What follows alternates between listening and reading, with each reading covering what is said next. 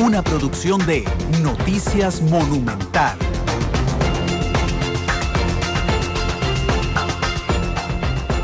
Hola, ¿qué tal? Muy buenos días. Les saluda Randall Rivera, director de Noticias Monumental. Bienvenidos a Matices, en nuestro nuevo programa. Hoy es el programa número 20, de hecho, de Matices. Es nuestro nuevo programa de debate, de entrevistas, de análisis aquí en Radio Monumental, que tiene un horario normal de 2 a 3:30 de la tarde. Esta semana, sin embargo, y hoy en particular, que es la final del Mundial Femenino Sub-17, para no dejar de hacer el programa una semana tan importante, lo pasamos de 9 a 11 de la mañana. Esta semana, evidentemente, por responsabilidad de medio, además, está dedicada absolutamente toda la semana a política electoral. El domingo es la segunda ronda que ocurre desde la fundación de la Segunda República, así es que no deja de ser un elemento absolutamente histórico. El domingo en la noche tendremos nuevo presidente de la República. Hemos buscado dar un balance en una campaña bastante sui generis, donde hay una suspensión de la campaña de un candidato presidencial pasivo en la práctica, que es don Johnny Araya. Y entonces sí les cuento como transparencia desde este medio de comunicación y desde el programa Matices. Esta semana, por ejemplo, tuvimos a don Luis Guillermo Solís aquí sentado hora y 20. Invitamos a don Johnny, no podía venir ninguno de los 2 días que lo invitamos. Surgió la posibilidad de hacer la entrevista pregrabada. Por balance, Noticia Monumental decidió que la entrevista no sería pregrabada porque sería en diferentes situaciones. Invitamos a Luis Guillermo Solís el próximo domingo a venir a la cabina el día de la transmisión de las elecciones. Don Luis Guillermo vendrá. Don Johnny solo dijo que nos podría atender por teléfono. También no podremos hacerlo en manera desigual, así es que si don Johnny viene a la cabina Monumental el domingo, será absolutamente bienvenido. Por teléfono no lo podemos hacer. Y hoy invitamos a los 2 candidatos a vicepresidentes del PAC que están aquí con nosotros. Ahorita los presento. También invitamos esta semana a los vicepresidentes de Liberación Nacional. Lo que pasa es que no hay una respuesta del equipo, por lo menos que era de prensa en la campaña y que suponemos que seguirá siendo prensa ahora. Entonces, pues, para darles a ustedes las explicaciones del balance que buscamos hacer aquí en Matices. Hoy tendremos un programa, una conversación con doña Ana Elena Chacón y don Elio Fallas, candidatos a vicepresidentes del PAC. Abriremos la línea telefónica en algún momento si usted quiere preguntarles algo, con miras, por supuesto, a lo que es la segunda ronda electoral del próximo domingo. A esta hora, 9:16, vamos a escuchar nuestro boceto aquí en Matices, que es el reportaje que nos hace nuestra productora Isel Martínez, donde nos da un estado de situación y en este caso nos cuenta un poco quién es don Elio y quién es doña Ana Elena. Escuchemos. Las grandes obras inician con un borrador. Para elaborar el tema de hoy, este es nuestro boceto.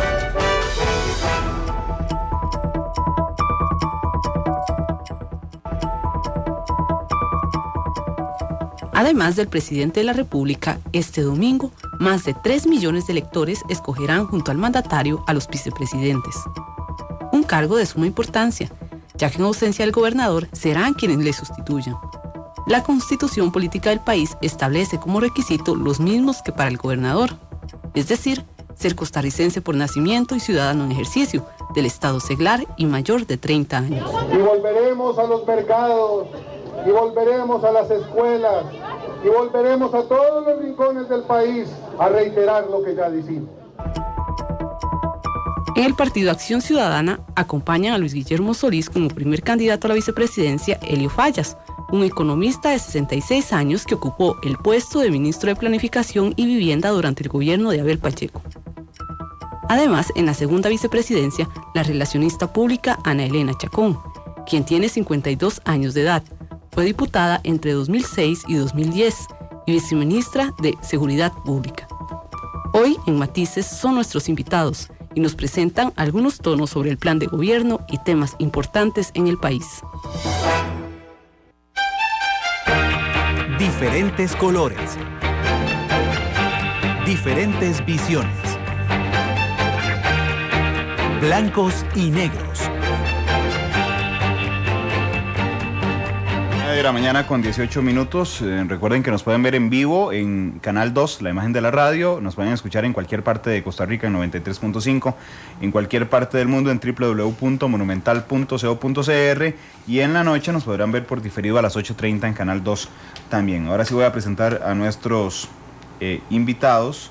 Está con nosotros don Elio Fallas, candidato a la primera vicepresidencia de la República del PAC, economista, exministro de Planificación y exministro de Vivienda. Don Elio, ¿qué tal? Muy buenos días y gracias por venir. No, un gusto y muy buenos días a toda la audiencia y por supuesto a los que estamos aquí.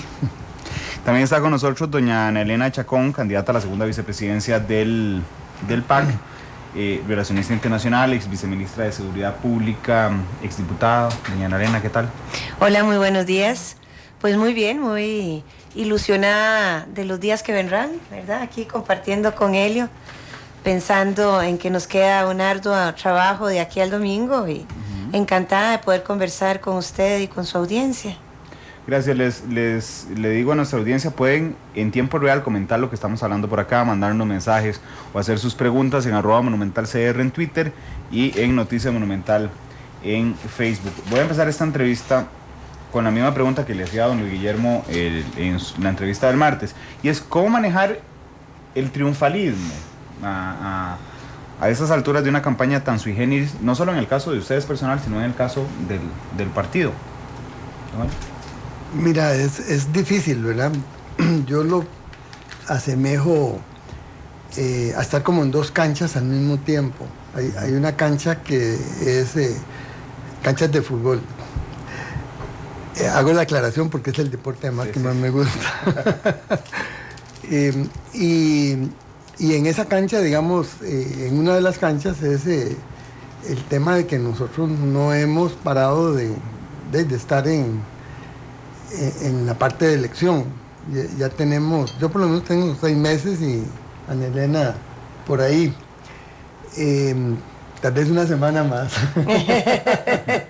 Pero realmente es cansadito. Y por otro lado, bueno, con una posibilidad de obtener un triunfo, pero como se nos acortó mucho el tiempo para hacer una transición, la misma señora Presidenta en un discurso que me pareció muy acertado, ella más bien nos sugería que los partidos que estábamos, en este caso Liberación y el PAC, pues nos acercáramos ya a las personas que están ejerciendo en este momento diversos cargos. Y eso lo hemos tratado de venir haciendo. Esa es la otra cancha, ¿verdad? Por supuesto que la primera es la fundamental y es en la que estamos centrados. Y eso yo creo que en general ha calado en todos los que estamos con el PAC, que todavía no hemos ganado nada y que solo nos falta una cosa, ¿verdad? Claro. El voto suyo. Sí. Pero es muy complicado porque si ganan ustedes las elecciones del próximo domingo significa que tienen un mes. Claro. Entonces responsablemente los obligan en algún momento, en la segunda cancha de la que ha hablado don Elio, a pensar como gobierno. Exactamente. Antes de ganar las elecciones. Yo creo que los triunfalismos son muy negativos en la política, absolutamente. Cuando la gente lo que está es pensando que va a ponerse para ir a celebrar el domingo y no está jalando los votos que tiene que jalar, porque piensa que ya ganamos, podemos realmente entrar en una etapa difícil, ¿verdad? De no sacar la cantidad de votos y la validación que nosotros queremos para este gobierno. En lo personal, yo creo que tanto Elio como yo hemos querido guardar toda la humildad del caso, reconocer que no somos gobierno. Hemos estado conversando con la gente siempre y diciendo, si desean el 6 de abril apoyarnos a nosotros seremos un gobierno electo el lunes 7. Claro que los tiempos son cortos, eso lo comprendo, y que como personas responsables debemos de prever si los tiempos son cortos, qué debemos de hacer y cómo lo haremos con la mayor de las responsabilidades. Pero aquí se han juntado muchas cosas. Se juntó ir a una segunda ronda en donde necesitábamos, en primer lugar, buscar la pureza del sufragio. no teníamos gente en las mesas suficiente con la que estuvo en la primera ronda. Y aquí hay que agradecer a muchas otras personas que quieren sostener la pureza del sufragio sin ser del Partido de Acción Ciudadana, pero sí no quieren a Liberación en el poder, ¿verdad? Y eso es importante porque como demócratas podemos respetar las diferentes tendencias. Después nosotros tenemos que organizar toda esta movilización en donde hemos tenido un candidato un poco fantasmal enfrente. Es decir, un candidato con que no nos hemos dado la cara. Entonces, ese no es quizás lo más grave a vencer. Lo más grave a vencer es el abstencionismo. Salvo tal vez en la primera parte, ¿verdad? Sí, exactamente. Que hubo un poquito más de participación en algunos de los foros. Exacto, sí, pero fue muy, muy corta antes de que el candidato decidiera pues retirarse, no sé la palabra correcta, cada vez que uno usa una dicen que esa no es la correcta, pero definitivamente no hemos tenido un contrincante trabajando en la calle como ha sido Luis Guillermo Solís, que está trabajando en la calle. En la primera ronda efectivamente hubo más debates y foros y hubo más oportunidad de encontrar a Luis Guillermo Solís y a Johnny Araya. Sin embargo, en la práctica no fue un encuentro porque habían muchos candidatos presidenciales y Liberación misma lo ha aceptado, no veía a don Luis Guillermo en segunda ronda. Eso lo que hacía era que los enfrentamientos estratégicos en debate no fueran ni con ustedes, que lo vimos aquí en el debate, por cierto, de vicepresidentes aquí en Monumental, ni entre los vicepresidentes de ustedes con los de otro partido. Entonces el encuentro directo entre las posiciones liberacionistas y las posiciones PAC no se dio. Yo recuerdo el 2 de febrero aquí, esperando los resultados, estaba aquí conmigo Vladimir de la Cruz como analista y Sergio Araya, con nota de Nauer. Estábamos entrevistando a Silvia Lara, en vivo. Entonces Silvia Lara decía, no importa, vamos para la segunda ronda y somos primer lugar. En ese instante yo le pedí al periodista que estaba entrevistándola, le hablé por el micrófono, le dije, dígale que vuelva a ver el monitor. Digamos, 10 segundos antes habían pasado. Nosotros sí. Y ella se desencajó, igual que se desencajó don Johnny, porque ya cuando salió a dar el discurso, salió caminando siendo el primero, llegó a la tarima siendo el segundo. Y fue una sorpresa para muchos. Quiero preguntarles con la mayor sinceridad si para ustedes fue una sorpresa. Yo sé que ustedes sentían el apoyo, Luis Guillermo había dicho, a mí me extrañaban los resultados, porque yo tenía un feeling de que teníamos más gente, pero ¿a ustedes los sorprendió los resultados del 2 de febrero? Yo tal vez puedo comentarlo de esta forma, digamos como yo lo viví. Nosotros veníamos ya haciendo estudios que desde el punto de vista de los mercadólogos, los famosos tracking entre comillas, que lo que muestran son tendencias en cuanto a todo este tema, digamos, de la parte electoral, digamos que cuánto apoyo, digamos, recibe un candidato y recibe otro. Nosotros sabíamos que estábamos creciendo. De hecho, con alguna anticipación decíamos, bueno, ya alcanzamos, por ejemplo, al Libertario. Y ahora vamos con el que sí. El que sí era Villalta. Entonces ya casi estamos como él. Pero entonces nosotros sabíamos que había ahí una tendencia fuerte, pero al mismo tiempo veíamos la tendencia de don Johnny que venía bajando. Entonces, para efectos de la proyección, no sabía, bueno, desde el punto de vista de esta información que teníamos, no sabíamos si lo íbamos a alcanzar o no. Y en ese sentido, cuando vimos que sí había posibilidades de quedar de primero, pues sí hubo un poco de sorpresa porque todavía no teníamos, entre comillas, otra vez certeza de que íbamos a estar de primeros. Entonces yo sí creo que hubo sorpresa, por lo menos para mí. Sí. Bueno, yo tenía una impresión de andar en las calles, ¿verdad? Como yo no soy una mujer tan de números, que a veces nos hace más como lo llaman en mi pueblo, a ojo de buen cubero, yo veía dos cosas. Uno, había realmente un voto antiliberacionista importante tocando la puerta de la gente. La gente tenía una enorme indecisión por quién votar, pero sabían por quién no votar. Por ejemplo, ese era mi sentimiento aquí y en muchos otros, digamos que fuera de San José, cantones que visitaba. Entonces, eso me hacía tener la esperanza de que esa indecisión pudiera volcarse hacia nosotros. Y luego, yo sentía sí que había una apertura de escucharnos. Y eso ha sido muy interesante. Varias cosas aprendí en estas tocadas de puerta. Uno, que el costarricense sigue siendo una persona muy educada. Porque generalmente, con muy pocas excepciones, alguien, si usted le da la información de su partido, o le dice no gracias, o se lo recibe, es poca la gente que lo insulta o le tira eso. Sigue siendo, no, muchas gracias, yo voy con otro partido, perfecto. Eso es hermoso de constatar, ese respeto que tenemos todavía por la diferencia en pensar. Pero además, yo tenía como ese feeling de que sí lo íbamos a lograr, pero no pensé que fuéramos a quedar en primer lugar. Eso sí, no me sorprendió, ¿verdad? Me sorprendió y me llenó de alegría, y nosotros lo vivimos de otra forma.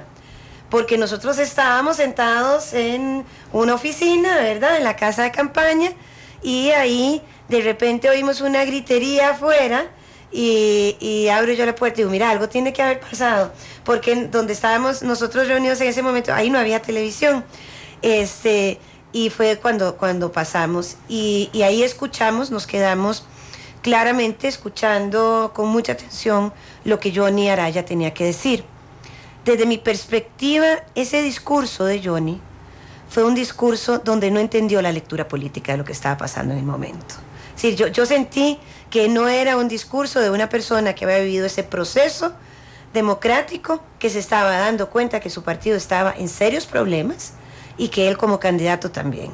Entonces yo no sé si eso que usted comenta, de que en el pasillo le dijeron una cosa, lo desencajó de ese momento, porque era un discurso que no hacía una buena lectura política, desde mi humilde opinión, ¿verdad?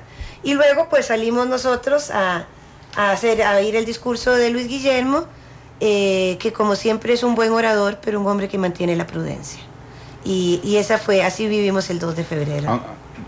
Comparto con usted el tema de la prudencia de don Luis Guillermo, pero usted sabe que el discurso donde yo lo escuché en algunos momentos emocionarse de más que lo que normalmente no lo hace fue en ese discurso, ¿no? Sí, claro. Sí, claro, porque uno tiene que sentir aquí lo que significa estar en el margen de error, haber trabajado 20 horas diarias, haber hecho una propuesta sin dinero, desde lo humano, desde lo ideológico, desde también su visión de estadista, y saber que eso triunfó versus la forma tradicional de hacer política. ¿Y quién no se va a emocionar sobre eso? Es decir, ¿quién no se emociona cuando tiene un rato de triunfo en la vida? Que a veces son menos los que uno tiene en la vida, ¿verdad? Pero cuando los tiene también hay que disfrutarlo, porque la vida es eso, cosas buenas, triunfos y retos. Y Luis Guillermo, yo digo que había dejado la piel en esa campaña. Así que el que le hubiera dado el pueblo ese apoyo tiene que ser muy emotivo para él. Yo no sé, Leo, ¿vos qué pensás? No, es que ahora que decís eso, sí, estaba pensando en que en realidad uno puede verlo como triunfo, digamos, de la gente del partido, pero en realidad fue la gente, es decir, en este sentido. Nosotros no teníamos, por decir así, una lista de gente que iba a ayudarnos, por ejemplo, en el día de las votaciones, sino sencillamente la gente llegaba y se disponía completamente a la disposición, en este caso del PAC. No preguntaban cuánto les iban a pagar, ellos ponían absolutamente todo. ¿Cómo fue el tema de los carros? Qué simbólico, Elio, yo no manejo esos números. Sí, por ejemplo, de los vehículos que teníamos, se hizo como una estimación, habían como 9.000, y de esos solo 500 eran contratados. 9.000 voluntarios. El gran porcentaje era gente que sencillamente llegaba, y a veces ni muy programado ni nada, sino decir, bueno, mira, aquí estoy, ¿qué hago? Y entonces, bueno, ahí por supuesto que fue de gran ayuda. Imagínense, francamente, si no hubiera llegado esa gente, no ganamos, porque la diferencia no fue mucha, ¿verdad? Entonces eso quiere decir ahí que hubo, yo lo siento así, ¿no? Claro. O sea, un triunfo para uno, pero yo creo que es que la gente se involucró completamente, y eso me parece que en este asunto de las elecciones hace una diferencia enorme. hablando sobre la gente, y la gente PAC en particular, ayer tuvimos aquí en el mismo programa un análisis sobre qué esperar el próximo domingo. Estaba Vladimir de la Cruz, estaba Sergio Araya con los Adenauer y estaba Argentina Artavia, que es una politóloga de la Universidad de Costa Rica. Una de los elementos en los que se basó la discusión en algún momento fue que el candidato de cualquier partido en época electoral tenía que ser más grande que el partido. Sí. ¿Verdad? De cualquier partido tenía que ser más grande. Ajá. Ellos consideraron que don Johnny no había logrado ser más grande que el partido y que por eso sacó menos votos que los que históricamente votan por Liberación. En el caso de don Luis Guillermo, estuvieron de acuerdo en que don Luis Guillermo había sido más grande que el partido. Claro. Históricamente el PAC, con excepción del 2006, ha ido con un promedio de votos entre un 25-26%. En esta logró pasar el 30%. Eso significa además que tuvo votos prestados, es decir, votos de gente que, confiando en Luis Guillermo o creyendo en Luis Guillermo, la forma en que no quedara don Johnny. ¿Ustedes lo ven como un desafío para segunda ronda? Porque queda mucho voto flotante de los otros partidos. Yo lo veo de esta forma. Hagamos el análisis del principio. Del 100% de la gente que votó por Johnny Araya, según el semanario Universidad, un 80% lo hizo por el partido y un 20% lo hizo por su candidato, ¿verdad? Ahí el partido fue más grande que el candidato en quienes emitieron el voto. Contrario a Censo, el 80% que votaron por el Partido de Acción Ciudadana lo hicieron por su candidato y un 20% porque era la línea dura del Partido de Acción Ciudadana. Bueno, esos son los datos que nos da el semanario Universidad en una encuesta muy interesante de analizar, pero hay que ver quién generacionalmente votó por nosotros para saber si esos votos son prestados o son nuevos partidarios, porque por nosotros vienen votando personas muy jóvenes y eso es un tema muy interesante de analizar. Es decir, el voto joven hacia Liberación es un voto muy pequeño, el voto joven hacia el Partido de Acción Ciudadana es un voto mucho más grande, mucho más masivo. Entonces, si uno dice son votos prestados porque han sido tradicionalmente militantes de la Unidad o del Movimiento Libertario y demás, creo que sí hay votos prestados de esos partidos, pero también hay toda una nueva generación que, si bien no pertenecían a ningún otro, puede ser que hayan dado el voto en esta ocasión y que se queden partidariamente con el Partido de Acción Ciudadana, cosa que no lo estoy viendo tampoco que sea tan fácil, porque ahora las personas son más grandes que los partidos y ya esas ideologías tradicionales de mi abuelo, mi tío, mi papá y yo en un solo partido, verde y blanco o social cristiano, yo creo que eso ya se va diluyendo y los muchachos son mucho más analíticos porque además también hay una oferta política mucho más grande.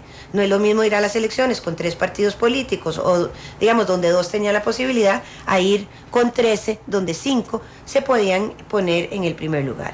Entonces, claro que para contestar después del análisis exactamente la pregunta, claro que es un reto este voto, que es un voto que hay que conquistarlo con el candidato, ¿verdad? Con la propuesta del candidato que se basa en la ideología del partido, no podemos dejar al partido por fuera, pero claro que ese es un gran reto de motivar a salir a votar, porque yo siempre digo que la política se mueve por los sentimientos, es muy emotiva y se mueve por los amores y por los desamores. A veces la gente no está votando por vos, sino que está votando en contra de. No sé, Elio, ¿qué te parece a vos ese análisis? Pero me parece que Luis Guillermo ha sido mucho más grande que el partido.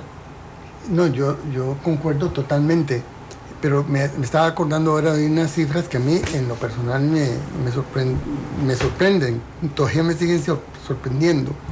Es una encuesta que hizo Jorge Asociados y entiendo que no fue publicada, pero sí fue, digamos, en las redes estaba, que en junio del 2003, el año pasado,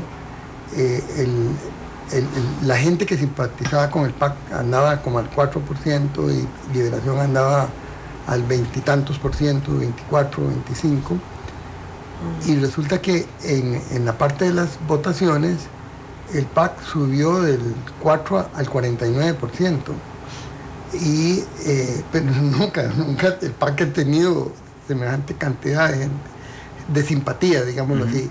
Por supuesto, mucha gente joven, ¿verdad? Y en el caso de Liberación, más bien se había reducido un poco, ¿verdad? Entonces, efectivamente, ahí el candidato hizo esa gran diferencia y también coincido en que el PAC ahora como partido tiene un reto muy importante. Es de la gente que considera al PAC como un partido al cual, digamos, le das la simpatía, y eso no es fácil de retenerlo. Yo estoy en eso totalmente de acuerdo. Claro, aquí hay dos cosas importantes como partido político que se deben de hacer. Uno es iniciar un proceso fuerte de educación dentro de estos jóvenes, como, ¿verdad?, de formación política. Eso hace que tengamos en estos jóvenes una mayor permanencia. Además, son quienes a muy largo plazo pueden seguir sosteniendo precisamente los ideales del partido. Y otra cosa donde seremos medidos son las elecciones del 2016, las elecciones de alcaldes. Ahí veremos con claridad si realmente ha sido un fenómeno personal de don Luis Guillermo o si la gente, al apostar por el cambio, va a seguir apostándolo desde la constitución de los gobiernos locales. Donde el PAC ha sido históricamente muy débil. Así es.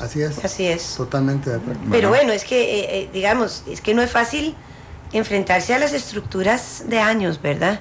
No, si hay algo que los analistas concuerdan siempre es la maquinaria electoral de Liberación Nacional es enorme. Sí. ¿Verdad? Un día de estos, partiendo del análisis que hacía doña Ana Elena, estaba en una mesa redonda en la Universidad de Costa Rica con Manuel Rojas, el politólogo. Claro. Sí.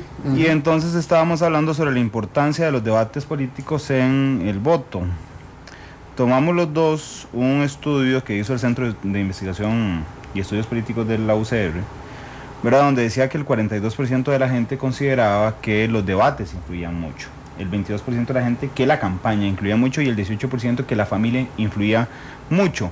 Nos metimos a analizar el tema de la familia precisamente para ver qué se entendía como la influencia familiar, y ya no era efectivamente lo que decía doña Ana Elena, ya no era la tradición familiar, sino que tenía que ver, por ejemplo, que el joven universitario de hoy recibía muchísima volumen de información. Entonces, normalmente era el joven universitario el que llegaba a su casa, intentaba convencer a sus papás, a sus hermanos mayores, a sus abuelitos, de votar por el que le estaba gustando a él, que es una diferencia cualitativa enorme con lo que pasaba antes, donde los papás convencían a los hijos era heredad, de por quién votar. En este panorama, ¿cómo ampliar la captura, para ponerlo en términos de campaña, de muchos votantes jóvenes? Sí, bueno, por eso yo digo que la preparación que se tiene desde el tema de la construcción ideológica dentro de un partido es muy importante.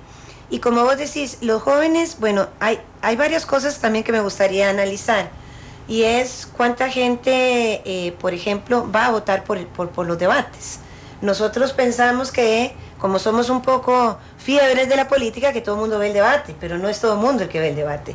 Solo el de nosotros, solo yo tomo. Sí, solo el de ustedes, sí. A donde nos fue buenísimo, a él y a mí, quedamos en primer lugar. Pero no, en realidad es un tema importante de decisión en la gente que tiene ese acceso y ese gusanillo de conocer a través de los debates. Que ha aumentado. Claro, ¿cuánta gente tiene la capacidad o el interés, no la capacidad, sino el interés de leer el programa de gobierno completo? El programa de gobierno completo nuestro fue repartido masivamente como nunca lo ha hecho en la historia ningún partido político. Pero yo sí creo que estos jóvenes, y es muy curioso, por eso vemos que hay una enorme disminución de la juventud en Liberación Nacional. Estos jóvenes, a través de las universidades, que no todos están en universidad, ¿verdad?, en nuestra población joven, desgraciadamente hay muchos que quedan en el rezago de la educación secundaria. Sí son más analíticos y sí debemos acercarnos más a cosas que ellos quieren, ¿verdad? Y aquí hay un tema importantísimo dentro del Partido Acción Ciudadana, que es la promesa que ha hecho nuestro candidato de tener una representatividad de jóvenes dentro del gabinete. Esto va a ser muy atractivo, porque cuando nosotros dejamos de ver la política desde nuestra visión adultocéntrica y llevamos a ver la política desde la vivencia de personas muy capaces y muy jóvenes, ahí vamos a hacer una combinación y una amalgama entre experiencia y juventud. La experiencia la pone en las canas de nosotros, la juventud la pone en los otros, para poder realmente sacar una política de Estado que sea complaciente para los jóvenes en el sentido de sus necesidades básicas que están siendo insatisfechas. No complaciente porque sea complaciente. Tenemos una alta tasa de desempleo en población joven. Tenemos también una alta, digamos aquí, tal vez Elio ahora pueda referirse, en el poco acceso a la vivienda de la población joven. Entonces, estamos en un ciclo vicioso. A los más de 40 no nos contratan, a los de menos de 40 tampoco porque no tenemos experiencia. Entonces, de ahí queremos sacar algunas políticas interesantes que ahí puede hacer digamos, podamos echar raíces entre esta población joven, que luego ya no lo son, porque si algo que se cura con el tiempo se llama la juventud, pero que sí serán tomadores de decisiones que a largo plazo los vamos a tener importantes dentro del partido. Yo creo que hay otro punto ahí que a mí por lo menos me parece que fue relevante en todo esto de la campaña, es las rutas de la alegría, en la cual la participación de la juventud era determinante. Entonces, bueno, los dos anduvimos en varias, ¿verdad? Y la juventud realmente ellos hacían como muy fácil, muy bonito y muy alegre, y nosotros lo que hacíamos en realidad era, bueno, relacionarnos directamente con la gente, bueno, especialmente Luis Guillermo, que se sacaba fotos y la gente lo podía tocar y podía hablar con él y sugerirle cosas, pero ahí sí, lo que quiero decir ahí que la participación de la juventud bailando, y otros vestían, había payasos y de todo, entonces le imprimió una alegría que eso no parecía a veces, ¿verdad? Realmente como que estábamos en la cuestión de elecciones, sino sencillamente es como una relación ahí como personal que se más espontánea. Hay una fiesta, hay una alegría. Y la gente... Y eso lo ponen ellos. Claro, eso lo ponen ellos. Además la energía. Bueno, pues nosotros nos llenábamos de energía, pero hay que ver lo que es estar uno bailando 8 horas en las tocapuertas de las caravanas de la alegría, que son hermosas. Quiero decirle que nada puede suplir el contacto humano, ¿verdad? O sea, ni el Facebook, ni nada. O sea, y yo me siento, se lo comentaba a Helio y a don Luis Guillermo y unos compañeros antes, yo ya siento que la gente no te abraza, que como que se acurrucan. Es decir, hay una esperanza que te llena a vos de responsabilidad en esta parte, ¿verdad? Y esa esperanza y esa expectativa de gobierno es algo que también nosotros debemos ver con mucho cuidado, porque si la gente vota por lo mismo, espera lo mismo, pero está mayoritariamente, como lo dicen las encuestas, estamos esperando un voto por un cambio el 6, que no ha sido efectivo aún, que lo debemos de esperar a ver, porque en política lo único seguro es lo que ya pasó, pero al votar por ese cambio se genera una gran expectativa. Voy a robarles unos minutos para ir a la primera pausa. Volvemos, iba a entrar de una vez en el tema del plan de gobierno, que hay dos temas que pasan por los sectores en los que ustedes son más afines, pero me quedan algunas preguntas coyunturales de lo que ha pasado y de reflexión además sobre lo que ha sido esta campaña. Así es que vamos a ir a la pausa comercial y regresamos con Matices. Gracias por estar con nosotros. Analizamos los tonos de la actualidad. Exploramos sus contrastes. Matices.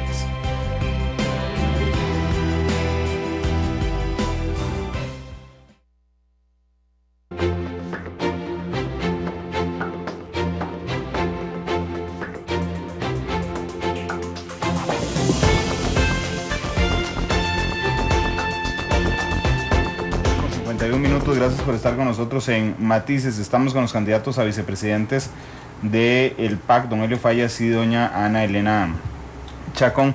Ustedes sufrieron en carne propia una perversión del sistema electoral costarricense, y no lo llamo yo perversión, sino lo llamó el presidente del Tribunal Supremo de Elecciones. Es el tema del financiamiento.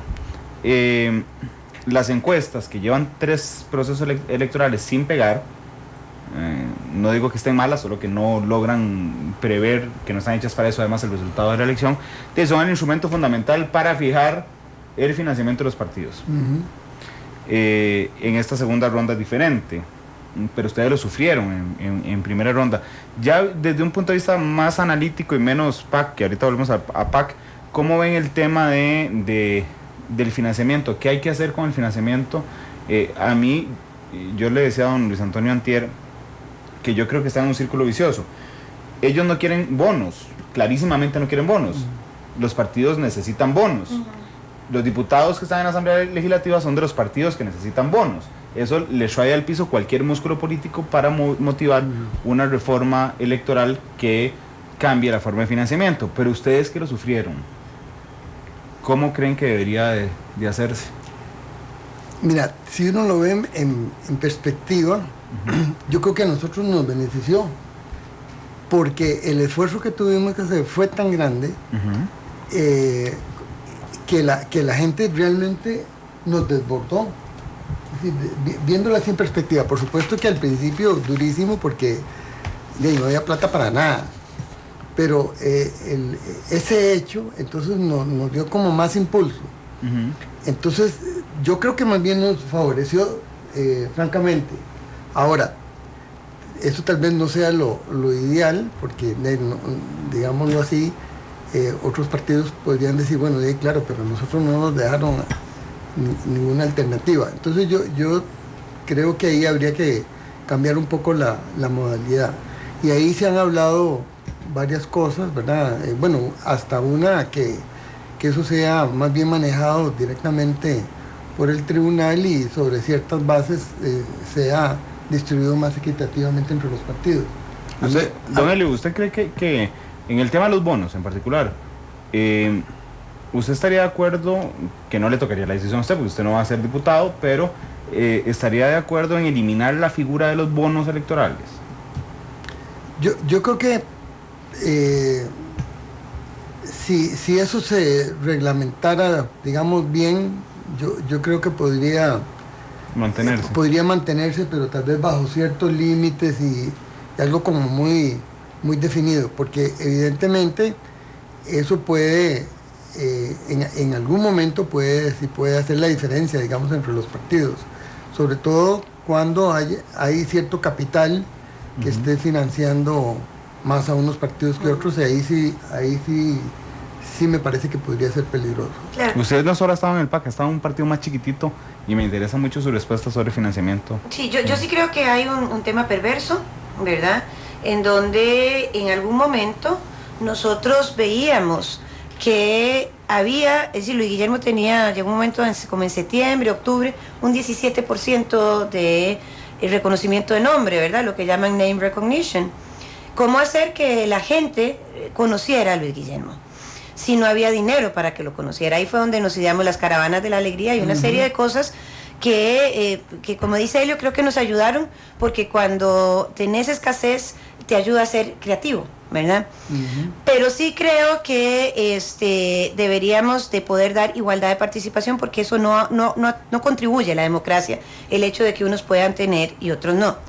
Yo estoy absolutamente de acuerdo en que los bonos sean dados a personas físicas y no personas jurídicas, por la transparencia del uso de los recursos en las contiendas electorales. No podemos seguir recibiendo recursos que no sabemos de quién son, y además también que no podemos recibir recursos del extranjero. Eso nos da una mayor transparencia. Pero coincido con Elio que hay que tener un parámetro para otorgar los bonos, pero la eliminación de los mismos no, porque es una forma de financiarse y transparentemente, igualmente. El tema es quién hace las encuestas también, ¿verdad? Si bien las encuestas son el reflejo de lo de un día, estas encuestas fueron hechas mayoritariamente por los bancos, y el banco es el que decide casi quién va a ser presidente y quién no va a ser. En este caso no ocurrió así, porque cuando vemos las estadísticas de quién recibió el mayor financiamiento fue precisamente el Partido de Liberación Nacional. Por mucho le pasa al Partido de Acción Ciudadana, pero además en unos gastos que ya yo me doy cuenta que son absolutamente superfluos. Por ejemplo, el Partido de Acción Ciudadana tenía 50 Toyotonas alquiladas para hacer sus giras. Eso era no sé cuánta cantidad de dinero. La corrijo, el Liberación tenía. Es que dijo el PAC tenía. De Liberación, perdón, sí, hoy estoy así. Liberación tenía, sí, gracias por la aclaración, 50 Toyotonas, que pues a mí me parece muy bien que uno vaya a las giras un poquito más cómodo, pero nosotros íbamos a las giras en nuestros carritos, que en algunas ocasiones no están ni tan buenos. Luis Guillermo se quedó varado no sé cuántas veces, y ahí nos dimos cuenta que no es necesario, ¿verdad?, tener esta cantidad de dinero para estar en política. Y otra cosa que rescato, que es precisamente el tema del voluntariado, que lo explicó muy bien Helios. El tema del voluntariado, no solo para los carros, el tema del voluntariado de la gente en las mesas. Cuando usted tiene que estar pagando promotores, que así lo hacen otros partidos, cuando usted ya, la gente no trabaja por el alma, trabaja precisamente por lo que va a recibir. Y eso ya no funciona más. Entonces, a mí me parece que debemos de volver a la política tradicional de los años 80, 70, donde todo era voluntario en los partidos políticos, pero se empezó a prostituir, y lo digo entre comillas, en la participación en política porque había que pagarle a todo el mundo. Pues nosotros, al no tener que pagarle, lo que teníamos era gente de corazón, y esa gente de corazón se iba multiplicando. El día de la toma de San José, el 1 de febrero, pasaron algunos carros de otras banderas, especialmente como camiones y hasta cabezales, y me decía una persona, vea cómo ese es uno pagado, va con la bandera de X partido político, con una cara de perro, ¿verdad? Porque realmente nosotros, en cambio, todos vamos felices porque lo estamos haciendo de alma. Así que yo creo que la deuda política debe de existir, creo que estamos en la obligación de pagar por la democracia, pero que busquemos una forma donde sea mucho más equitativa. Tal vez ahí yo quisiera retomar un punto, porque me parece que es muy claro. Si se van a hacer los bonos, efectivamente tienen que ser personas físicas, ¿verdad? Sí. Es decir, ya era hasta la cuarta lo zanjó. Bueno, ahí Esta campaña. Ok, eso, pero yo creo que es muy importante. Pero el otro punto, usted no lo está preguntando así directamente, pero bueno, ya vos lo dijiste. En el caso nuestro, yo creo, nosotros somos los que ponemos los carros. Así es. ¿Verdad? O sea, y por supuesto yo no estoy cobrando un 5, más bien estoy poniendo la gasolina. Y nuestro tiempo y nuestro todo lo ponemos. Yo llevo de 6 meses de estar full time en esto, ¿verdad? Y yo desde el primer principio, es decir, desde el puro principio, yo me puse como meta, o no sé, como algo que yo creí que tenía que hacer, era que no le iba a cobrar un 5 al partido, porque no, uno hace esto porque por idealismo, digámoslo así, pero no por algún negocio, porque me van a remunerar de alguna manera, ¿verdad? Nada. Tengo como 10 preguntas, la misma pregunta en redes sociales. Me piden 8 personas, que les pregunte sobre las declaraciones de Otón Solís sobre los periodistas. Se los voy a preguntar, sin embargo, yo voy a hacer aquí una diferenciación editorial. Me están pidiendo que les pregunten los términos siguientes. ¿Apoya el PAC la persecución y amenaza de periodistas? Alguien más está diciendo por aquí. Insultos contra periodistas. Yo dije que iba a hacer un matiz, lo hago por transparencia, eso es lo que nos están pidiendo que pregunte. Yo voy a hacer un matiz editorial. Como director de un medio de comunicación, yo no, ni este noticiero, ni Matices cree o se siente perseguido. Y don Otón señaló en las declaraciones que dio en Canal 7 a personas en particular. Sin embargo, yo no pretendo personalizar la pregunta, entonces las haré en términos más amplios. ¿Qué les parecieron las declaraciones de Otón Solís? No en términos personales, digamos, a quién señaló, sino en términos de lo que dijo en particular sobre personas, sí, unas habló que se encargaban de comunicación institucional, pero también habló de asesorías. Sí. Bueno, yo lo que siempre he dicho y ha sido parte quizás de los principios en mi vida es que generalizar no construye. Usted cuando dice todos los hombres son malos, todos los X, ¿verdad? Y vas poniendo en categorías de generalizar, me parece que es cometer una injusticia, porque como seres humanos hay personas muy buenas y hay otras personas no tan buenas. Y los que no son no tan buenos, pues si les cae el guante que se lo planten. Lo otro es, no me gusta juzgar tampoco desde el colectivo. Me parece que ahí cometemos un grave error, porque los juzgamientos tampoco construyen. Creo que el gremio de periodistas merece todo nuestro respeto. Es decir, si nosotros no tuviéramos una prensa libre en este país, no hubiésemos podido saber muchas cosas oscuras que pasaban dentro de administraciones públicas. Y hay que darle todo el respeto y todo el apoyo a la prensa que ha hecho de que este país pueda ser más transparente en muchos momentos de la vida. Así que, si me pregunta, yo no comparto esas apreciaciones, no por quien las haya dicho, sino porque no comparto de nadie que haga una generalización y un juzgamiento a un gremio que, como todo gremio, puede estar compuesto de maravillosos seres humanos, maravillosos profesionales y otros no tanto. Creo que no, y aquí quiero aclararlo, y sí, no es que creo, estoy segura, nosotros no vamos a entrar al gobierno a perseguir a nadie. Nosotros vamos a entrar a perseguir la corrupción. Si hay alguien que se está robando la plata, sépanlo que con nosotros no va a haber juego de robarse nada. Pero no perseguir personas, no dañar a nadie, no cerrar programas que han dado algún nivel de eficiencia, ¿verdad? Entonces, sobre eso sí quiero distanciarme, porque además don Luis Guillermo escribió una carta al Colegio de Periodistas, una carta donde es muy claro su pensamiento y donde dice el respeto que él tiene también para el gremio. Y yo me apego a las palabras de nuestro candidato presidencial. Yo quería también, don Elio, antes de darle la palabra, si quiere agregar algo, poner otro elemento en la mesa de discusión. Por un lado, ustedes se venden como el cambio, se venden, me refiero en el buen sentido de la palabra, de estrategia política, como el cambio. Y un día de estos alguien me decía, a mí me da miedo que la expectativa que tengamos, no por la capacidad del PAC en caso de ser presidente, sino por una incapacidad material, que las expectativas sean mucho más altas en cosas que el Poder Ejecutivo no puede cambiar. Sí. ¿No les da temor de alguna forma que la gente tenga unas expectativas de que ustedes van a venir a hacer algo si ganan la presidencia que no se puede hacer desde el Ejecutivo? Bueno, no sé, tal vez si puedo contestar esa pregunta, perdón. Sí, después. ¿Verdad? Hay ciertas cosas que tenemos que ver. Desde el día 1 nosotros estamos dispuestos a trabajar sin descanso por producir ese cambio, pero sabemos que los cambios van a ser tan estructurales que probablemente 4 años no se logren todo. Y que hay una cosa que es dura para juzgarlo a uno, que es tener altas expectativas. Esto es como en la vida real. Cuando usted lo decepciona a una persona que no es su amigo, no le importa tanto. Cuando usted lo decepciona a una persona a la cual usted ha tenido una enorme esperanza y confianza, sí lo desilusiona mucho. Bueno, entonces esto lo tenemos que manejar con mucho cuidado. Otra cosa es que nosotros queremos llegar a hacer las cosas desde el día 1 sin estar pidiendo modificaciones en el ámbito legislativo. O sea, podemos ir viendo cómo se va caminando el ámbito legislativo, pero con lo que tenemos podemos ir construyendo algo mejor.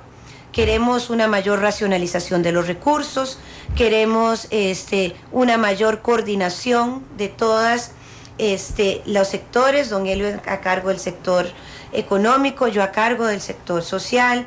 También tendremos algunos consejos que hoy don Luis Guillermo lo decía en otro canal, que el Consejo de Competitividad, él quiere darle más énfasis al proyecto, y además don Elio y yo estaremos presidiendo un consejo que se llama el Consejo de Competitividad Turística, porque es un sector muy dinámico en la economía que quisiéramos darle bastante fuerza en la creación de empleos, ¿verdad? Que eso es algo muy importante. Pero aquí la situación no es fácil y generar falsas expectativas sería para nosotros como un boomerang. Y creo que de alguna forma esa esperanza ya está puesta en la gente. Por lo tanto, la respuesta a esto es una comunicación constante y transparente para que sepan por dónde vamos y qué estamos haciendo y cuáles son las dificultades que hemos encontrado. Noelio. Tal vez en relación con el primer punto de lo de Tom, y yo prefiero juzgar un poco por la experiencia que yo he tenido en las veces que he estado como ministro.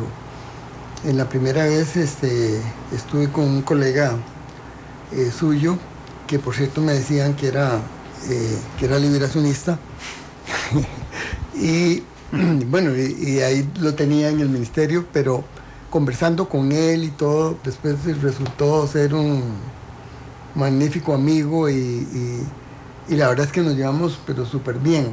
Entonces, digamos que yo ahí no me sentí con ningún problema. con vivienda pasó algo semejante, porque ahí con los periodistas que trabajaba más, el ministerio no tenía una plaza como tal, entonces los periodistas eran del Bambi. Y entonces también volvimos a hacer equipo y yo no, la verdad es que yo no les pregunté por quién votaron, ¿verdad? Si habían votado por la unidad o... Si fueran buenos periodistas no lo hubieran contestado. Bueno, pero de todas maneras, podía ir adivinando. Exactamente, ¿verdad? Entonces uno, claro, ya tiene ahí algo de experiencia y uno lo puede captar bien. Y viera que no me fue mal, o sea, yo no tengo... a veces tal vez les tenía que jalar, como decía, la chaqueta un poquito en algunas cosas, pero la verdad es que la experiencia que yo he tenido ha sido una experiencia positiva. Entonces, para mí es como muy difícil juzgar tal vez así como en general, cuando la experiencia que yo he tenido es una experiencia diferente. Doña Ana Elena dice claramente no comparto las declaraciones de don Otón. Usted, don Elio, tampoco. Bueno, por la experiencia mía, yo tampoco las podría compartir, ¿verdad? No sé, y eso lo digo con toda franqueza también, desconozco en qué contexto, digamos, él habló de esto, la verdad. Sí, porque tachar a un gremio, todos son iguales, todos son vagabundos, todos se roban la verdad, o sea, bueno, no sé, me parece que... Y además, ahí sí, aunque vos no querrás personalizarlo, se fue muy duro sobre una mujer que para mí merece todo mi respeto, además que tiene mi cariño y mi solidaridad. Entonces, yo lo que digo es, los juzgamientos colectivos no construyen, ¿verdad? En la vida, si usted tiene, pues, pero ahí decir que todos los periodistas se roban la plata y que va a quitarlos de las instituciones públicas, pues no. Y le toca confesar otra cosa. La verdad es que yo no volví a ver televisión desde hace no sé cuántos meses, ¿verdad? Entonces, realmente no pude escucharlo. Don Elio, con que oiga radio en el carro cuando va a las giras, yo me quedo tranquilo. Sí. Bueno. Son las 10:09. Vamos a ir a la pausa comercial, venimos con un micro de noticias para después entrar a las preguntas que les quiera hacer la gente. Okay. Vamos a abrir la línea telefónica y les vamos a hacer un par de preguntas sobre plan de gobierno. Sí, no, es que hay un temita ahí de la inseguridad material, de cómo con tantas cosas, ¿verdad? ¿Cómo haríamos para poder ver que cumplimos y que no, o que no se va a poder hacer, ¿verdad? Y ahí quisiera así muy rápidamente decir que estamos y vamos a utilizar lo que es la técnica de ese planeamiento estratégico, lo cual nos permite fijar objetivos claros en qué es lo que queremos alcanzar, cuáles son las metas y a qué costo. Entonces, yo creo que por ese lado vamos a afinar la puntería hacia qué cosas necesitamos. Y esto también con la parte ética, que tal vez ahí es un aspecto claro en que no solamente se va a ejecutar lo que sería más prioritario, sino va a hacerlo desde el punto de vista ético y con la transparencia del caso. Entonces quería como dejar claro eso. 10:10, vamos a la pausa comercial, regresamos con un micro de noticias y vamos a entrar al plan de gobierno del PAC y a las preguntas que ustedes tengan en la línea telefónica. La actualidad. Hoy es la final sub-17 del Mundial Femenino en Costa Rica, así es que como hay transmisión monumental hicimos matices en la mañana. Vamos a habilitar la línea telefónica 905-222-0000. Si ustedes quieren hacer una consulta, yo siempre lo digo y siempre, nunca nos ha pasado nada. Nosotros no filtramos las llamadas, entran directas al aire. Ustedes, nuestros oyentes, siempre guardan el máximo de respeto. Hoy que es un tema político que yo sé que toca fibras, entonces guardemos el mismo respeto. De verdad que yo disfruto como periodista si ustedes hacen preguntas duras, fundamentadas con el respeto del caso, pero siempre respetando a las personas que están aquí, a doña Ana Elena y a don Elio. Si tienen alguna pregunta, 905-222-0000. Muy buenos días, ¿cuál es su nombre? Buenos días. Sí, ¿cuál es su nombre, caballero? Rodrigo Trejo. Don Rodrigo, gracias por llamarnos. Adelante con su pregunta. Hay como una sugerencia del programa, un día de estos en esta semana, y me cuesta a veces oírlo, porque yo soy camionero, yo soy trailero. Ajá. Un señor le dijo que el programita había sido un poquito light. ¿Sí? Creo que él dio hoy también. Primero. Segundo, hay que tener cuidado, doña Elena, para hablar. Dicen que usted a veces se contradice. Dice que ahora en la pregunta que le hicieron sobre Otón Solís, que dice que no le gusta juzgar, y anteriormente estuvo juzgando lo de las toyotonas y etcétera, etcétera. Y una pregunta concreta para los dos. ¿Qué va a hacer el PAC como gobierno para bajar los despilfarros en los diferentes poderes e instituciones del Estado? Gracias. Gracias, don Rodrigo. Ya casi le vamos a contestar, vamos a juntar unas llamadas. Yo sí le voy a decir nada más que le agradezco oír el programa, que respeto mucho las opiniones que tenga del programa. Y bueno, las entrevistas se planean, depende. Además, a veces se vuelve muy denso si hubiéramos hablado las 2 horas sobre el plan de gobierno, que ahorita lo vamos a hablar, pero además hay algo para mí, por lo menos como entrevistador fundamental, y es la vivencia de lo que pasó en el PAC en las horas. A mí se me hace interesante, lamento que a usted no, pero bueno, le agradezco mucho porque es un escucha habitual de Matices. Muy buenos días, ¿cuál es su nombre? Buenos días, Carlos Zúñiga. Don Carlos, gracias por llamarnos, adelante. Sí, muchas gracias. Quería hacerle una pregunta a los vicepresidentes. Adelante. A los candidatos. Uh-huh. Yo quisiera una pregunta. Bueno, me gusta el candidato don Guillermo Solís, y creo de que él va a ser el futuro presidente. Quisiera hacerle una pregunta. ¿Qué vamos a hacer con tantos nicaragüenses de que se vienen para acá? O sea, ya creo yo que no hay tanta cobija para tanta gente. Gracias, don Carlos Zúñiga. 10:17, muy buenos días, ¿cuál es su nombre? Mi nombre es Osvin Calvo, ¿cómo está, señor? Bien, usted, adelante con su pregunta. La pregunta mía es la siguiente. Quiero saber realmente, porque me he leído el plan de gobierno del PAC y la verdad no veo nada sobre este tema. Uno padece de lo que es el mal de vivienda, ¿verdad? Pero uno llega a un ministerio o a cualquier otra entidad que esté, ¿verdad?, para autorizada a esto, y no le dan chance. En cambio llega un nicaragüense y a este más bien le piden los mismos requisitos de uno, y no le hacen estudio a ellos para ver si ellos en su país natal tienen también propiedades, porque yo ya he visto que muchos nicaragüenses se vienen para acá, les dan casa, lo que hacen es venderla, se van para otra vez para su país y allá tienen su propiedad. Eso sería la pregunta. Gracias, don Martín, por su pregunta a esta hora, 10:18. Buenos días, ¿cuál es su nombre? Gracias, buenos días, don Carlos Flores. Don Carlos, gracias por llamar, adelante. Gracias, saludarte a don Elio, a don Ñana. Es un excelente programa, que es la magia de la radio que nos facilita a nosotros comunicarnos y darnos la oportunidad de opinar. Excelente programa, los felicito. La pregunta es la siguiente. Como decían los caballeros, a mí me preocupa mucho, porque no lo he visto ninguno de los dos candidatos, el asunto de la migración, porque yo veo que hay demasiada gente trabajando ya, no solamente en agricultura, sino quitando puestos de ella, y de que podían estar familiares o amigos de nosotros, ¿verdad? Que están mucha gente sin trabajo. Entonces me preocupa mucho esa situación, porque no solamente están también los servicios públicos, no es que tenga nada contra los extranjeros, porque vienen la mayoría a trabajar, pero ya es demasiado, y ya no es lo mismo tener en la casa 15 personas invitadas a una fiesta que 100, ¿verdad? Entonces, ya como dice el compañero ahí, ya la cobija no alcanza. Y decirles que por favor, sí, cuando ya estén en el gobierno, que vean lo de la impunidad, ¿verdad? Porque sí, lo que salió en la luz pública creo que no es ni la mitad de la corrupción que este gobierno de liberación ha tenido. Entonces, que por favor eso lo vean bien, ¿verdad? Porque que no queda nada impune de la corrupción que ha tenido este mal gobierno de liberación. Salen con la bandera ahí, el redes de cuido, y yo no veo por ningún lado, la verdad, esas tales redes de cuido. Entonces, para que por favor nos contesten. Muchas gracias.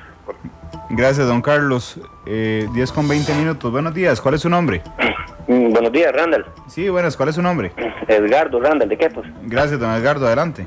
Randall, no, nada más, primero felicitarte por el programa y decirle a los señores que Dios los ilumine, si es así que son electos, igual al presidente, que los ilumine y que les dé sabiduría y que Dios los guarde en todo momento para que puedan llevar las riendas de este país. Buenos días, Ronda. Gracias, don Edgardo, y gracias por escucharnos. 10:20. Buenos días, ¿cuál es su nombre? Isaac Solís. ¿Me lo repite, por favor? Isaac Solís. Don Isaac, gracias por llamar, adelante.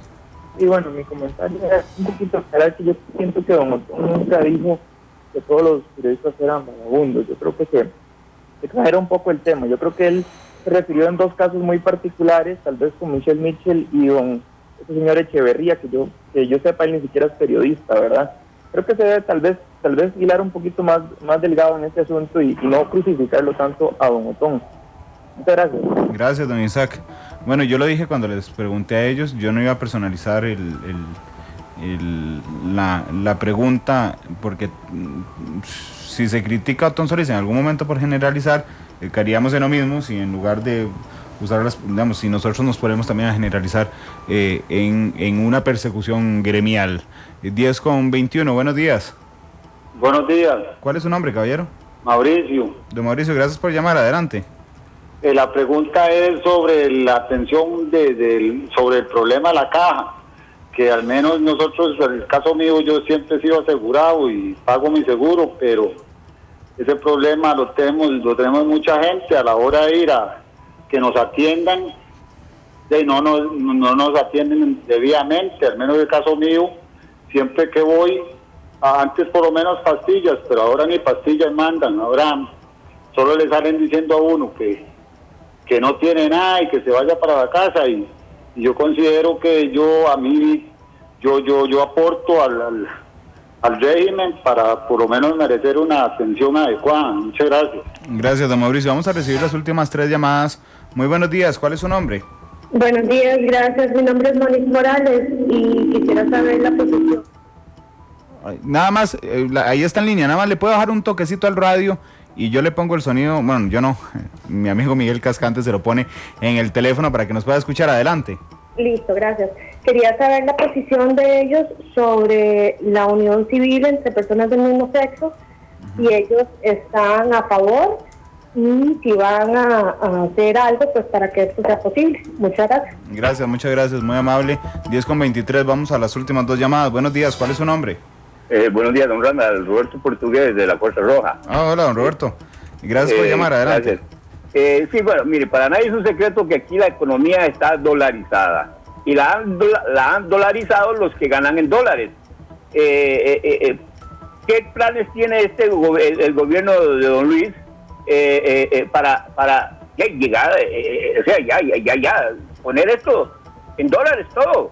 Y aquí todo lo que compramos es en dólares, solo que unos ganamos en colones y otros en dólares. Eso sería todo por hoy, que el Señor los continúe bendiciendo. Gracias, don Roberto, gracias por estar atento al programa. Vamos con la última llamada. Buenos días, ¿cuál es su nombre? Muy buenos días, Luis les habla. Don Luis, gracias por llamar, adelante. Breve y conciso, mira, ¿cómo le van a decir a la gente lo que es la verdad y no lo que quieren oír con respecto al punto de vista del estado económico de la nación? Y por otro lado, hablaban del tema de la vivienda, de que hay mucha necesidad, pero sin embargo, desde hace más de 2 años se descartó por parte de ese partido ver el tema fiscal y ahora el Banco Central nos amenaza con subir las tasas producto de justamente del déficit. Gracias, don Luis, gracias a todos los que llamaron esta mañana, don Rodrigo, don Carlos, don Martín, don Carlos Flores, don Edgardo, don Isaac, don Mauricio, doña Monique, don Roberto y don Luis. Gracias a los que se tomaron el tiempo de tomar su teléfono, hacer la consulta o opinar, y disculpas a los que se quedaron pendientes en línea telefónica. Vamos a ir a la pausa, regresamos con las respuestas. Nada más le quiero agregar a don Luis, que fue el último precisamente que llamó, que el PAC, si no me corrigen ustedes, pero el PAC apoyó el plan fiscal hace 2 años y lo que se trajo abajo fue la sala constitucional. 10:25, vamos a la pausa, regresamos para que doña Ana Elena y don Helio les respondan a ustedes.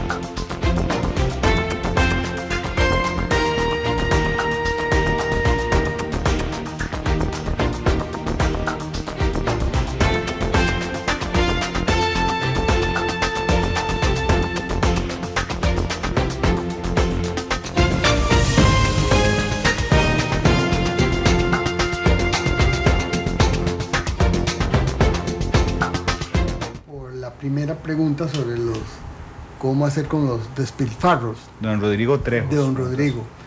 Bueno, de momento se me ocurre por lo menos cuatro elementos ahí.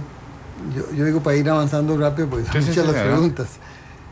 No, una importante es la revisión de los distintos rubros para hacer un análisis rápido.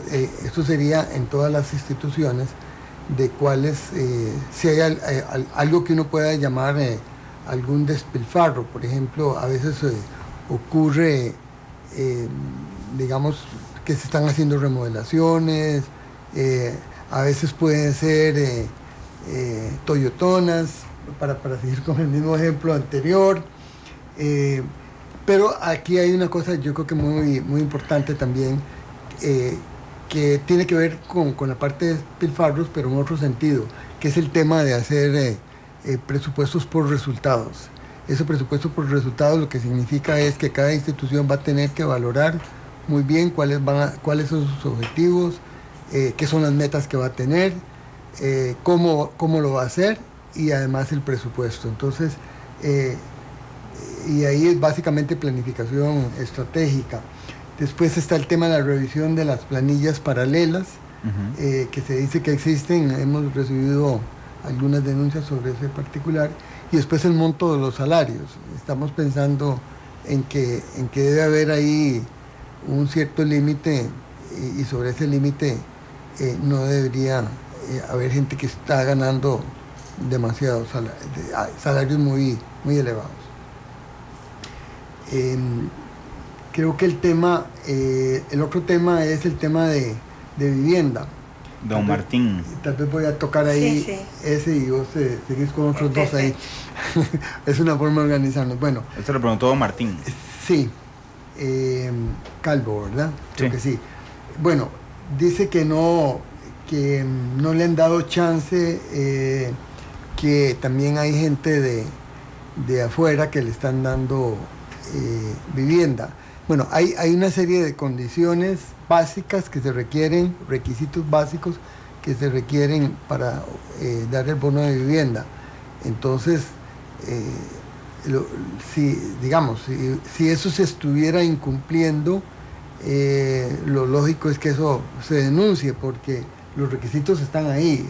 Una persona que está, por ejemplo, ilegalmente en el país no puede tener un bono de vivienda. Pero también sí hay cierta preocupación a veces, y bueno, yo como ministro de Vivienda me di cuenta también que a veces la gente se divorcia, y se divorcia porque entonces al divorciarse entonces aparecen como si no hubieran sido dueños del primero. Sí, digamos, si el bono salió, digamos, a nombre de una persona, entonces al divorciarse y está en otra situación, entonces ahí se presta un poco para eso.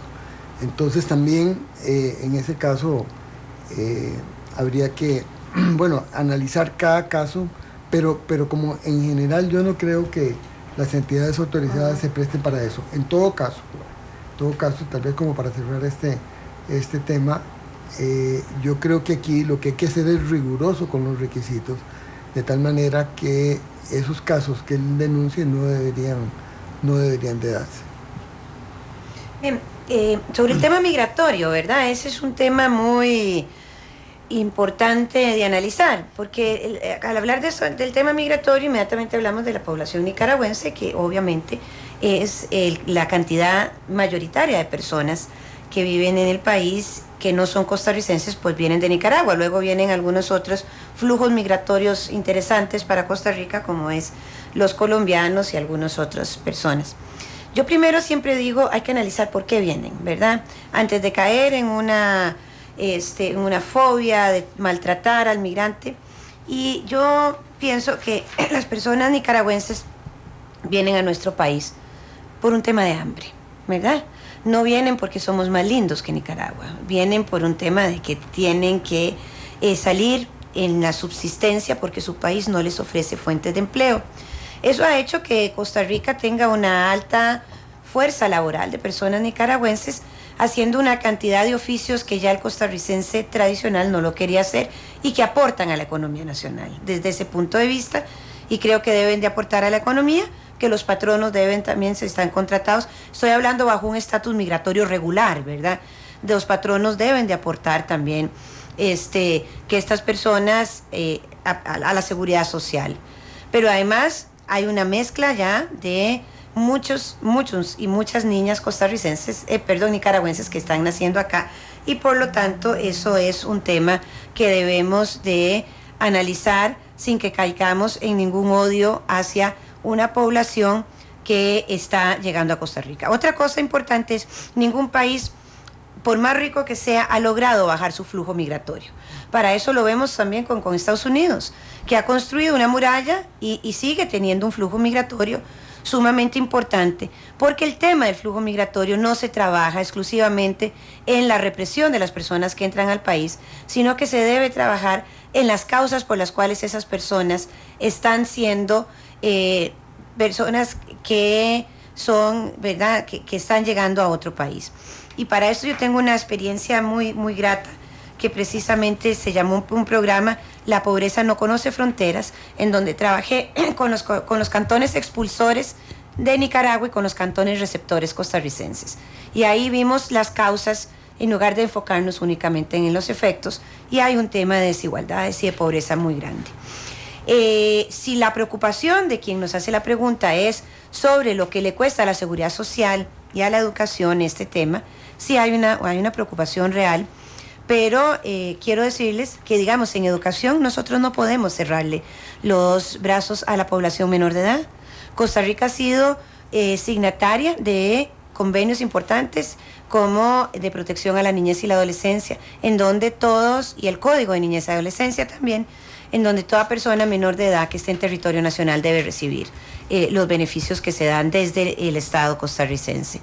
Y eso a mí me parece bien, porque realmente sería muy injusto sostener una población en un estado de indefensión como son los niños y las niñas, sin que les demos algún nivel de apoyo. Pero también creo que los padres, si están siendo empleados por Costa Rica, deben de aportar a la seguridad social. La única forma de cerrar este flujo migratorio será el día que Nicaragua ofrezca mayores fuentes de empleo, porque si no van a seguir pasando. O sea, yo siempre pongo este ejemplo, vean México, Estados Unidos, o sea, ponen y las policías son más represivas y la gente se muere en el desierto y sigue la gente llegando. Entonces, esto quiere decir que hemos venido haciendo un tema muy represivo en materia migratoria que no nos ha dado los resultados. Pero hay que poner la casa en orden, en eso estoy absolutamente de acuerdo. Y además de eso, persona no costarricense que viene con otra visión de lo que es estar en este país, debe cumplir con las leyes de este país. No podemos permitir que entren mafias organizadas, que entren maras, que podría suceder porque hay en Centroamérica, que al tener nosotros frontera marítima con Colombia, entren personas no deseadas que están delinquiendo en Colombia y que vengan a delinquir a Costa Rica, o personas nicaragüenses que vengan a delinquir a Costa Rica. Les debe caer toda la fuerza de la ley.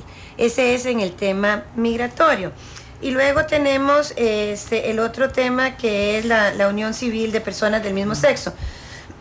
Este proyecto de ley yo lo firmé, yo soy parte. En Costa Rica hay una diferencia abismal entre los derechos de una población y otra, y la población lésbico-gay o la diversidad sexual está siendo objeto de discriminación, y por lo tanto hay que hacer acciones específicas para que esa discriminación no ocurra.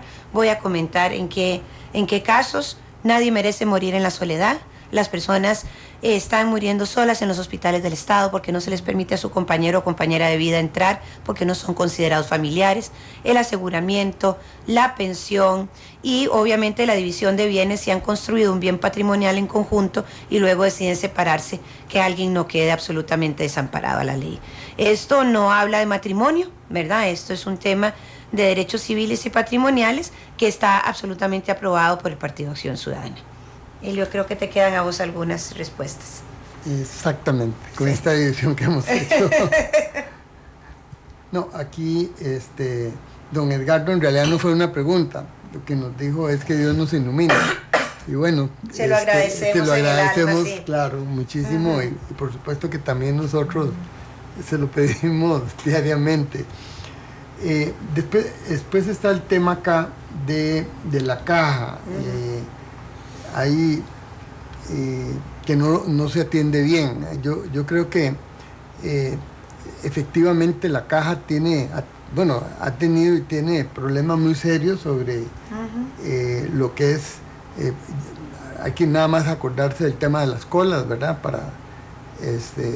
Sobre todo en algunas especialidades que hacen realmente, o sea, que es una barbaridad que se tenga que esperar hasta años para hacer las consultas. Acá yo creo que vamos a seguir y con más fuerza con el tema del expediente electrónico. Yo creo que esta es una buena forma y además si la informática lo permite, ¿por qué nosotros no vamos a avanzar en eso?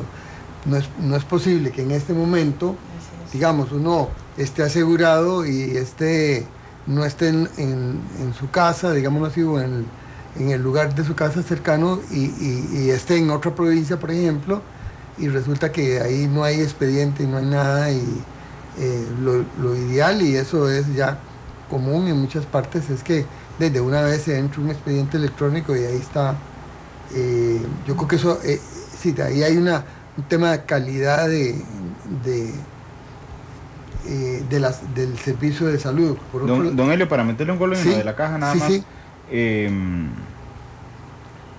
Yo creo que es un atrevimiento preguntarles a ustedes o a don Luis Guillermo a esta altura de la campaña a quién nombrarían con nombres y apellidos en el MOP en la Cancillería.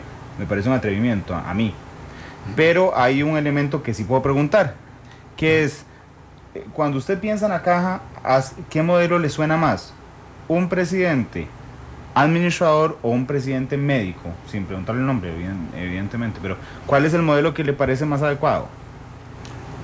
Bueno, yo creo que yo esperaría a una persona que conoce, eso para mí es lo más importante, independientemente de lo que usted me está diciendo. Que conoce la caja. Que conozca la caja, que ya tenga alguna experiencia, que ya haya, digamos, de alguna manera trabajado en la caja o muy cercana a la caja, porque se le va a facilitar enormemente. Ahí es que cuando uno llega a una institución y es una institución que no conoce, pasas por lo menos 6 meses, 1 año viendo a ver cómo manejas esa situación.